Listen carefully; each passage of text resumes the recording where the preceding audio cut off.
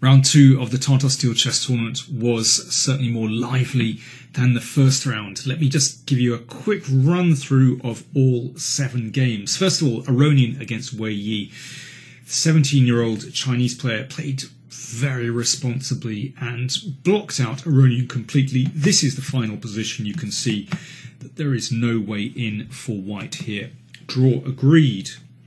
Very comfortable game for the Chinese player. Next up, Nepomniachtchi against Andreikin, the all-Russian game. Nepomniachtchi played his favourite Scotch, but actually didn't achieve any advantage, and after 21 moves, well, there was a repetition. That's one for the theoreticians, but yeah, black didn't have any difficulties there at all. Draw. Carlsen against Wojtaszek. Now, this was a very interesting game. Wojtaszek played his favourite Najdorf variation, and Carlsen said after the game that he drew inspiration from Karjakin. He played a3 as Karjakin had done against Giri in the first round. And after e5, instead of the orthodox knight f3, Carlsen played knight f5, a very provocative move. Well, it worked out very well, and after 23 moves, this was the position. He had a beautiful light square bind.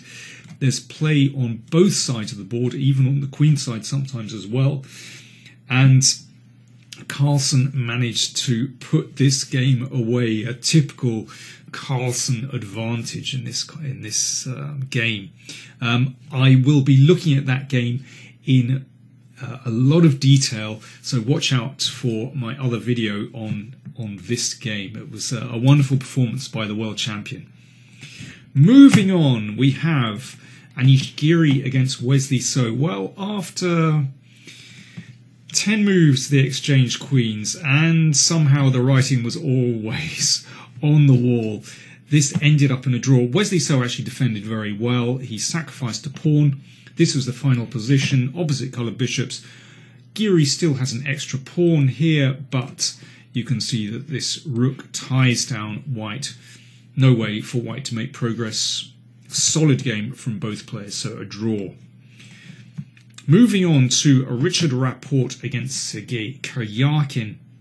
Rapport still improvising. It's great to see that. 1b3.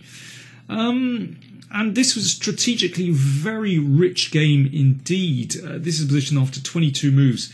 It's very blocked, but there are still chances for both players. But in the end, neither player found a way through, and they agreed to draw in this position. But a very interesting game, actually. Moving on to Luc van Vely against Pavel Eljanov. Well, this was another kind of Queen's Indian closed Catalan. You can see that a knight has exchanged off a bishop on f4 here, and that creates unbalance in the position. Let's move on to move 31, and you can see here there is a big difference. I mean, still very unbalanced position, but there is a big difference between the two kings. Here, black's king is noticeably safer than white's, and here Luke really pushed things with his next move, h4. This was just a bit too much. Black's king very safe here, and here white is still probably okay, but Luke made a slip with knight f4, and suddenly after a check, king came up and queen here, hitting that loose pawn on h4, and after that Eljanov wrapped things up very easily, so the Ukrainian won again.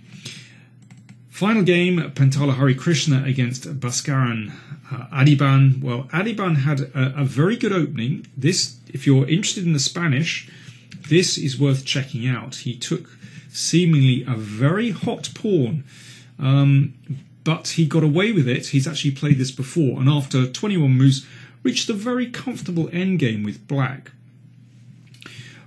I mean, black should be better here with the bishops, but here Harikrishna has manoeuvred his knight to d3, and he started to seize his moment to try and open up black's king position. And round about here, well, black is still okay, but you can see that king is running a great risk, and short of time, Well, Adhiban made a blunder. He should come back with his king. There's still a few problems to solve, but instead he went forward, and this was a huge mistake.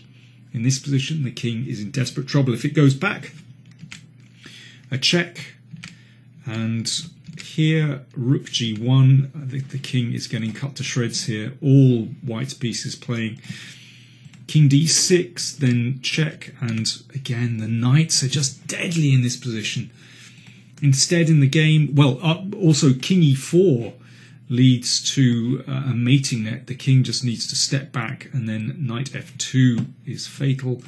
In the game, king g5 was played, but now there is the terrible double-barreled shotgun mate on the h-file, and mate next move.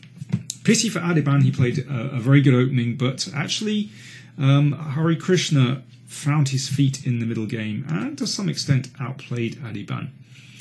So there we go. Just a quick recap. Carlsen beat Wojtaszek, Funveli was defeated by Eljanov, and Harikrishna defeated Adhiban. Those are the decisive games. So that leaves Pavel Eljanov on 2 out of 2, with Carlsen and Harikrishna on 1.5 out of 2. And then at the bottom of the tournament, we have Wojtaszek, Rapport, Funveli and Adhiban all on 0.5 out of 2. They have to be careful that they don't turn into targets for the other players. The sharks will start to circle. In the pairings in round 3, Eljanov plays Harikrishna, big game there. Carlsen has black against Andreikin, and watch out for Wesley So against Richard Rapport.